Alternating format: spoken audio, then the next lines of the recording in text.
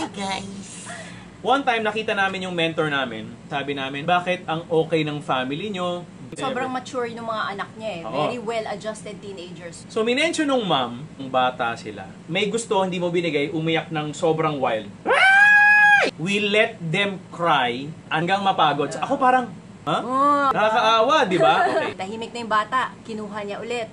Nag-explain siya. Oh, why did mommy do this? Kailangan klaro sa bata kung bakit mo ginawa yun. So, yung bata, nalilearn niya, I cannot manipulate my mom. Kahit umayak ako dito, magdrama ako, sumigaw ako, hindi ko sila mamamanipulate. Kaya silang lumaki na okay.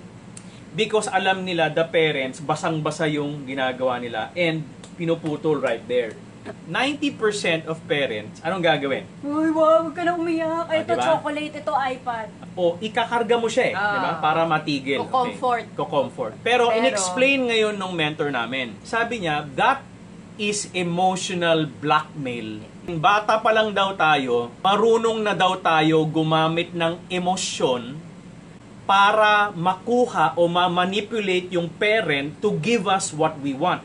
So, very important for us to set the right example na bata pa lang na if you want something, let's talk about it. Kapag tama na ibibigay ko sa iyo, anak. Pag hindi ko siya ibibigay. Pero pag mali na hindi ko ibigay, magwala ka, sige, iyak ka hanggang mapagod ka.